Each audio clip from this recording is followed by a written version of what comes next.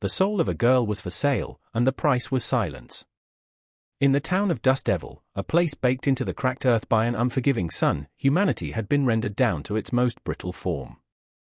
The crowd stood in a silent, sweat-stained crescent around the raw timber platform, their faces grim, their eyes averted.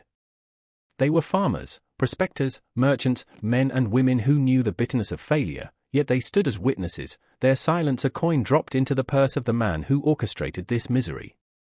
On the block stood Ilara, 17 years old, her father not 2 weeks in the ground, his prospecting debts now her inheritance of shame. Her dress was patched but clean, a testament to a dignity that refused to be extinguished. Her hands were bound loosely before her with a length of rough twine, a purely symbolic restraint, for where could she run? The entire world was a cage of dust and debt. At the edge of the platform, Silas Blackwood watched, a thick man stuffed into a fine city suit that looked perpetually out of place and uncomfortable. A gold watch chain was strung across his considerable belly like a victory garland. He owned the bank, the saloon, and now, he owned the ghosts of every man who had ever failed under this sky. He was not just buying a servant, he was harvesting a soul, and the public spectacle was the sweetest part of the bargain. The auctioneer, a weasel-faced man named Calloway who worked on Blackwood's payroll, licked his lips. "What am I bid for this fine, healthy girl?" he chirped, his voice cutting the thick, hot air. "Strong back, good teeth. Can cook, clean, tender garden. A fine asset for any respectable household. Shall we start the bidding at $20? A murmur went through the crowd, a rustle of discomfort. $20. The price of a decent saddle. Blackwood let the silence hang, savoring it. He wanted them to feel the poverty that he had so masterfully escaped. He wanted them to know that he could buy their children if he so chose. Then, he raised a single, fat finger. 25, he boomed, his voice dripping with condescension. He didn't even look at Ilara, he looked at the crowd, daring any of them to challenge him. None did. Their gazes fell to the dirt. 25 it was. A wave of dizziness washed over Ilara. Her future was a dark, suffocating pit opening at her feet. She would belong to him, this pig of a man whose eyes crawled over her like flies on meat. 25 once, Calloway called, his voice eager to close the deal. A steal, Mr. Blackwood, a veritable steal. Sheriff Brody stood near the back, his hand resting on the butt of his pistol, a nervous habit. His face was a knot of conflict. He wore a badge, but it felt like a prop in a play written by Silas Blackwood. This was legal, the girl's father had signed the papers, leveraging his only daughter against a final, doomed grubstake. But legal and right had long since parted ways in Dust Devil. 25 twice, Calloway's voice rang out, a hammer falling on the anvil of her life. And then, a different sound. Not a voice, but a presence. A shadow had detached itself from the deeper shade of the blacksmith's lean-to. He was tall and straight-backed, a Modoc man in a town that had driven his people to the barren lands decades ago. He wore buckskin leggings and a simple cotton shirt. His face was a mask of chiseled stone, impassive, his black hair long and unbound. He carried no visible rifle, only a knife at his belt, but he moved with a stillness that was more menacing than any weapon. The crowd shifted, a collective intake of breath. The natives who came to town were usually broken men, trading trinkets for whiskey. This man was not broken. He walked to the edge of the crowd and stopped. His eyes, dark and piercing, were fixed on Ilara. What is the value of a single human life? In that moment, the town of Dust Devil believed it was $25. But they were about to be proven wrong. If you were the one soul in that crowd with the courage to act, what would you do? Tell me your thoughts in the comments. Calloway hesitated, unnerved by the stranger's stare. Soul to, he began, but another sound cut him off. It was the soft, heavy clink of metal on wood. The Modoc warrior had stepped forward and placed a small, deerskin pouch on the corner of the auction platform. It landed with a thud that echoed in the sudden, absolute silence. He didn't speak. He simply looked at Calloway, then at Blackwood. Calloway, unnerved, nudged the pouch with his boot. "What's this?" he asked, his voice thin. The stranger still said nothing. He just waited. With a trembling hand, Calloway loosened the drawstring and poured a small cascade of gold dust onto the rough planks. It wasn't dust, it was flakes, heavy and pure. A gasp rippled through the crowd. It was more gold than most of them had seen in their lives. More than enough to buy the whole damn town, let alone one girl. Silas Blackwood's face turned a shade of mottled purple. The audacity, the sheer insult of it, choked him. "This is a closed auction, savage," he snarled, taking a step forward. His hired thugs, two burly men who flanked him, tensed. "The girl is mine." The Modoc warrior finally moved his gaze from the gold to Blackwood. His eyes were flat, devoid of fear, devoid of anything but a chilling resolve.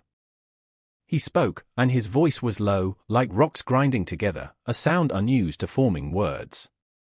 "She is not for sale." The statement was so simple, so absolute, it stunned Blackwood into a moment of speechlessness. Calloway, seeing his employer's fury, tried to regain control. "Now see here, the bid was $25. This is not legal tender." The warrior's eyes flickered back to the auctioneer. He reached into his shirt and pulled out 3 heavy $20 gold coins, freshly minted, and tossed them onto the pile of dust. They spun and settled, gleaming in the harsh sunlight. He had met the price, and then buried it. Blackwood lunged forward. "I don't care what you pay. She's mine. This is my town." His thugs moved with him, but the stranger was faster. He didn't draw his knife. He simply shifted his weight, a subtle, fluid motion, and his hand shot out, not in a punch, but with an open palm, striking the first thug's chest. The sound was a dull thud, and the large man stumbled back, gasping, the wind knocked clean out of him. The second man reached for the warrior, who spun inside the man's grasp, using his momentum to throw him headlong into the platform steps. He collapsed in a heap of groaning limbs. It was over in 2 seconds. It wasn't a fight, it was a correction. Blackwood froze, his hand hovering in the air. He looked at his men on the ground, then at the silent, unbreathing intensity of the Modoc man. For the first time, Silas Blackwood, the tyrant of Dust Devil, felt the cold touch of fear. He was a bully who relied on the fear of others. Faced with a man who had none, he was nothing. The warrior stepped onto the platform. He ignored the gold, ignored the auctioneer who was scrambling backward on all fours. He walked directly to Ilara. With a single, deft motion, he used his knife to slice the twine binding her wrists. He then turned and gestured with his head toward the edge of town, toward the open, shimmering expanse of the desert.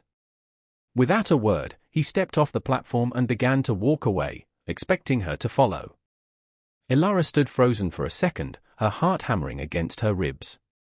She looked at the stunned face of Blackwood, the fearful eyes of the townsfolk, and then at the back of the silent stranger walking away.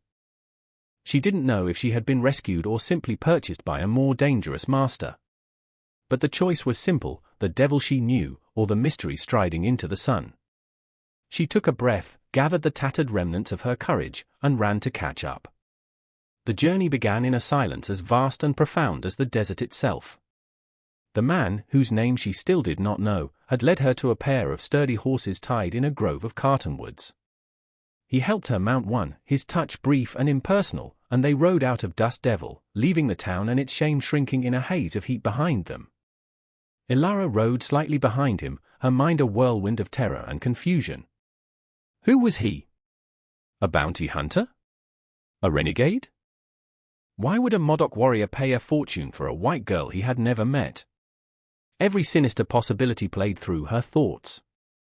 Perhaps he worked for an even worse man than Blackwood. Perhaps he was taking her to the mining camps, where a woman's life was worth even less than it was in Dust Devil. Yet, his actions contradicted her fears. When the sun reached its zenith, he stopped in the shade of a rock outcropping. He dismounted and handed her a canteen of water without a word. It was cool and clean. Later, as dusk began to purple the sky, he made camp. He built a small, smokeless fire with an efficiency that spoke of a lifetime spent in the wild. He handed her a piece of dried venison and a biscuit. He did not eat himself until she had finished. He was her captor, yet he treated her with a strange, formal courtesy that was more unnerving than outright cruelty. He sat on the other side of the fire, a silhouette against the flickering flames, his gaze fixed on the darkness beyond their small circle of light. "What is your name?" she finally asked, her voice raspy. He looked at her, his expression unreadable. For a long moment, she thought he wouldn't answer. "Cale," he said. The name was as stark and unadorned as the man himself. "Why did you by me?" she pressed, the question tumbling out. He turned his gaze back to the fire. "You were not for sale," he repeated, the same words he'd used in town. It wasn't an answer. It was a creed. Frustration and fear warred within her. She was a pawn in a game she didn't understand. Her thoughts drifted back to her father. A kind man, a dreamer, always chasing the next big strike that would solve all their problems. It was his kindness she missed the most. He had taught her to see the good in people, a lesson that felt like a cruel joke now. And as she thought of kindness, a fragmented memory surfaced, hazy and distant, like a dream from another life. A winter's night, biting cold. The creak of their wagon wheels. She remembered seeing a group of Modoc, forced out of their lands, starving and sick. Her mother had pulled her close, whispering for her to look away. But she had seen a boy, no older than herself, shivering violently in the snow, his eyes glassy with fever. An impulse, pure and childish, had seized her. She shook her head, the memory dissolving like smoke. It had no bearing on her present reality. Here, under the vast, indifferent stars, there was only the silent warrior and the gnawing uncertainty of the dawn. Miles away, in the smoky lamplight of the Dust Devil saloon, Silas Blackwood was nursing his wounded pride with whiskey. His rage had cooled into a hard, cold resolve. "He took what was mine," he spat at Sheriff Brody. That girl was a legal asset, collateral on a debt. Brody swirled the amber liquid in his own glass. "Seems to me he paid the debt, Silas. In full, and then some. That's not the point, and you know it." Blackwood slammed his fist on the table. "It's the principle. We can't have some savage walking into town and dictating terms. It undermines everything." "He made me look like a fool." Brody looked at the faces of the men Blackwood had gathered, ranch hands and hired guns, their loyalty bought and paid for. "Forming a posse to chase after a man who paid a fair price seems like a good way to get people hurt. Silas, he assaulted my men. He resisted. That's breaking the law, isn't it, Sheriff?" Blackwood leaned in, his voice a venomous hiss. "You're either the law in this town, or you're siding with him. If you won't lead this posse, I will. And the town will remember who stood up for order and who cowered." Brody felt the trap closing. He was a man caught between his conscience and his position. With a heavy sigh, he stood up, the badge on his chest feeling like it weighed 1,000 pounds. "I'll ride with you," he said, his voice flat. "But we're bringing them back for the law to sort out. No bloodshed." Blackwood smiled, a predator's grin.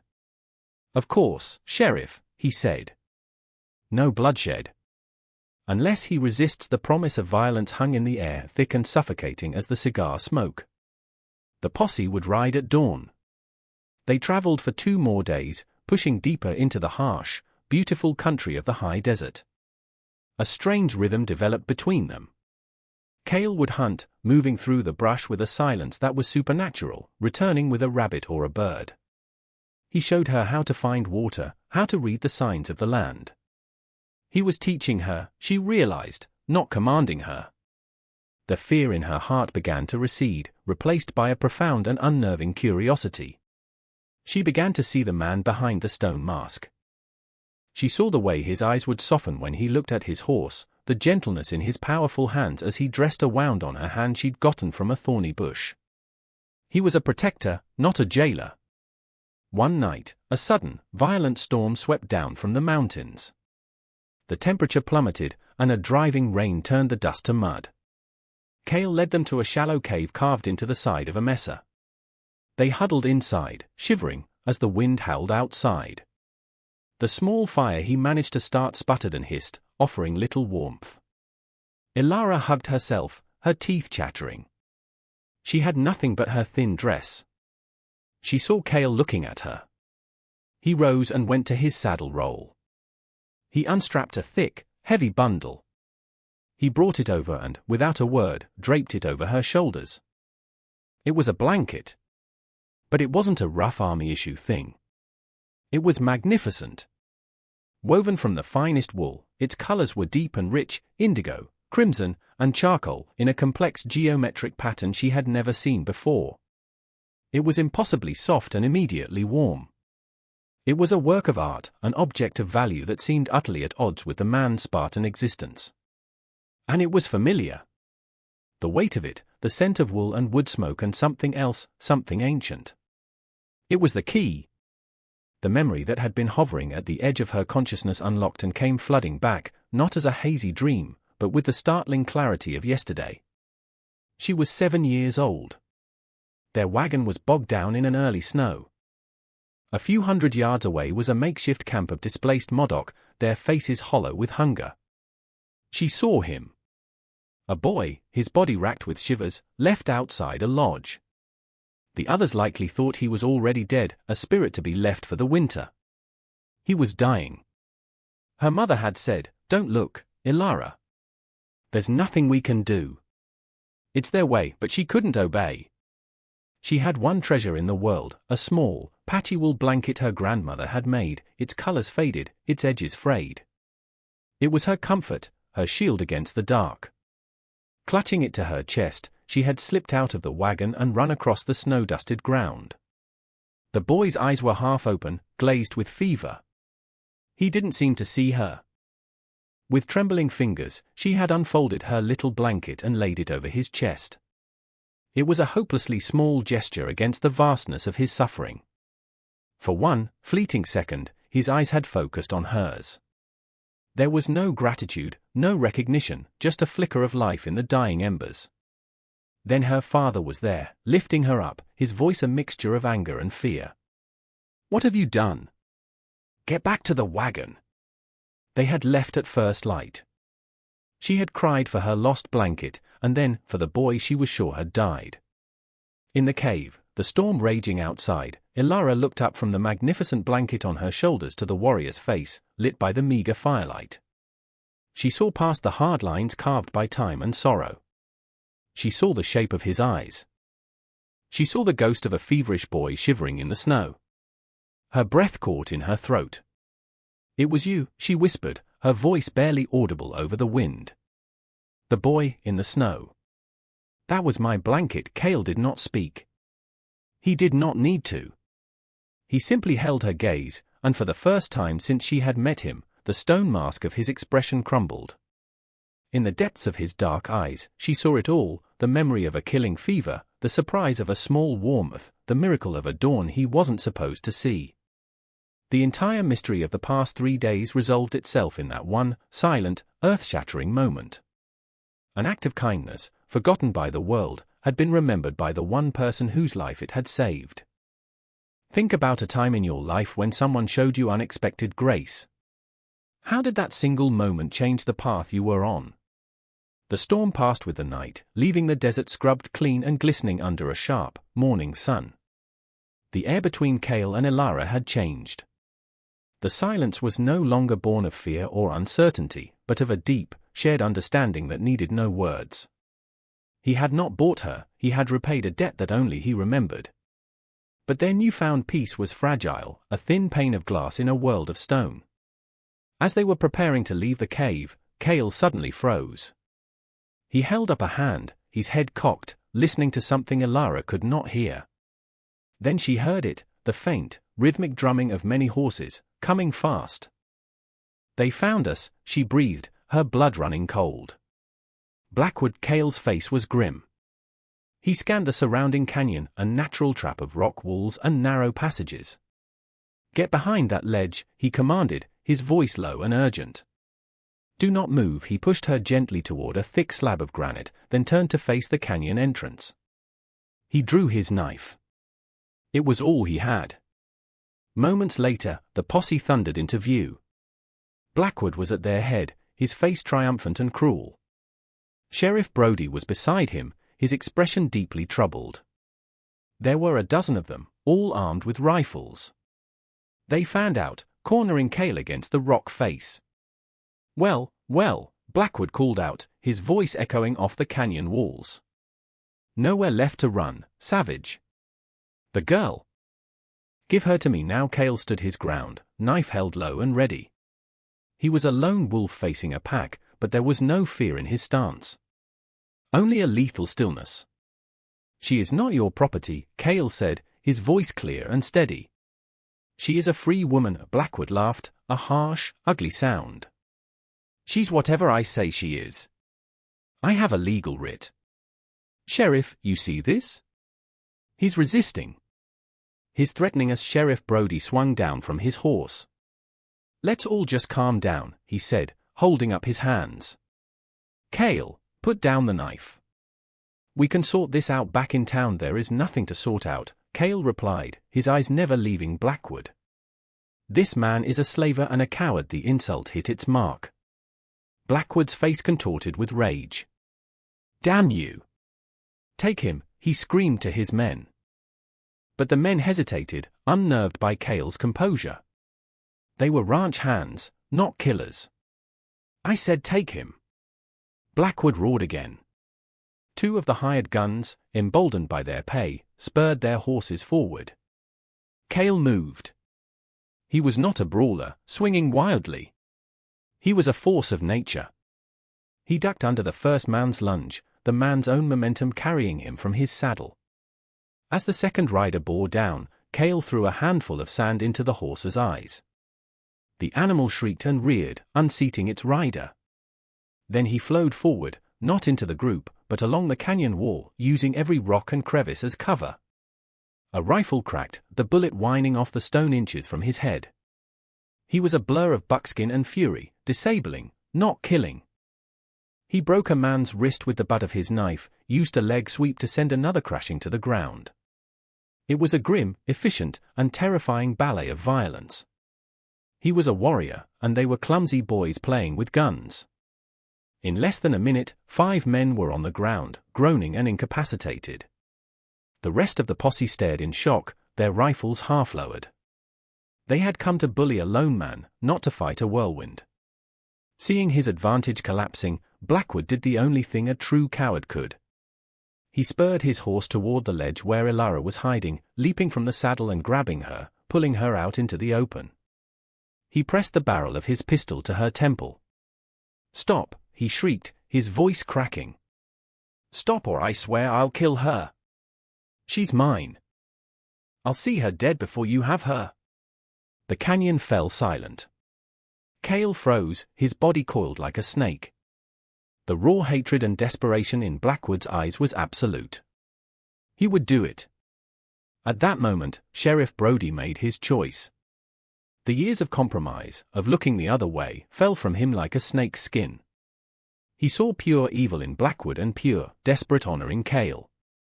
He drew his Colt Peacemaker, but he did not aim it at the Modoc warrior. The click of the hammer being cocked was deafeningly loud. He leveled the barrel squarely at Silas Blackwood. "Let her go, Silas," Brody's voice was like iron. "It's over." The other members of the posse, men from the town, saw it all, Blackwood's cowardice, the sheriff's courage, Cale's fierce defense. One by one, they lowered their rifles. The tide had not just turned, it had become a tidal wave of truth.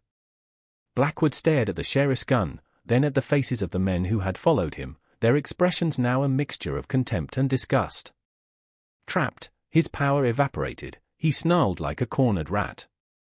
He shoved Elara violently toward Cale, using the motion as a distraction to scramble back onto his horse and flee, galloping madly out of the canyon alone.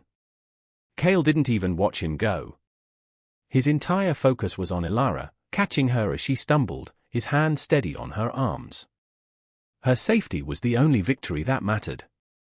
The canyon was quiet save for the groans of Blackwood's defeated men. Sheriff Brody holstered his pistol, the weight on his soul finally lifted. He walked toward Cale and Elara, stopping a respectful distance away. He took off his hat. "The law in my town has been blind for a long time," he said, his voice filled with a humility that bordered on shame. Today, you made it see he looked at Kale, not as a savage or an outlaw, but as the man who had reminded him what his badge was supposed to stand for. He won't get far. We'll bring him in. You have my word. Brody turned and began organizing his humble posse to tend to the wounded and begin the hunt for their former employer. As they departed, a profound stillness settled over the canyon. Kale and Ilara were alone, the echoes of violence fading into the vast, peaceful silence of the desert. The air was finally clear. Now, at last, they could speak. Kale's voice, when he finally used it, was low and rough, as if excavating words from a deep, silent place. My family, my tribe, they followed the old ways, he began, his gaze distant, lost in the memory of that terrible winter. A sickness that took the spirit was a sign. The body was to be left for the earth, to not infect the others. He looked at her, his eyes holding the weight of the remembered desolation. I was left. I was waiting for the end. I was cold, and then, there was warmth. He reached into the leather pouch at his belt, the one he guarded so carefully. With reverent fingers, he withdrew its contents. It was a small, tattered square of faded wool, its edges frayed, its pattern barely visible. It was her childhood blanket. He held it in his calloused palm as if it were the most sacred object in the world. They found me at dawn. The fever had broken. My spirit had not fled. They said it was a miracle. But I knew. It was this. He held out the fragile cloth. A warrior is forged in fire and pain. But my life was saved by a piece of wool, and by the child who gave it away. He told her how that singular act of kindness from an enemy's child had become the core of his existence, a single point of light in a dark world. It was proof that not all people were cruel, that hope was not a fool's dream. He had grown strong, a protector for his people, but he never forgot. He had spent years listening to the whispers on the wind, stories of travelers and traders, searching for any word of a kind man who chased gold and his daughter with the gentle eyes. I heard your father had passed, he said softly. I heard of his debts. I knew Blackwood would come for you. A debt of life cannot be paid with gold. But it can be honored. He gestured to the gold coin still in his pouch, to the open land around them. You are free, Ilara. You owe nothing to anyone. This gold is yours. You can go to a city, build a new life, forget this ever happened. She looked at the gold, a fortune that could buy her any future she wanted. Then she looked at him, this silent warrior who had crossed a decade and a desert to repay a child's simple act of compassion. She looked at the tattered blanket in his hand, and the magnificent one still draped over her own shoulders. I was never property to be sold, she said, her voice ringing with a strength she didn't know she possessed. And I am not a debt to be repaid. She reached out, not for the gold, but her fingers gently brushed against his hand that held her old blanket. What happens now? The question hung in the air, not an ending, but a beginning. For the first time, a true smile touched Kale's lips, a small, wondrous thing that transformed his stoic face. He had no answer. He had spent his life focused on the past, on repaying his debt. He had never dared to think of a future. He slowly, gently, opened his hand. She didn't hesitate. She placed her hand in his. They stood together, two survivors bound by a ghost of a memory, facing a new dawn. He had given her back her life. And she, in turn, had given him a reason to live it. The warrior had given her his heart, not in a grand declaration, but in the quiet promise to stand beside her. He had saved her from bondage, but she, with a child's love, had long ago saved his soul.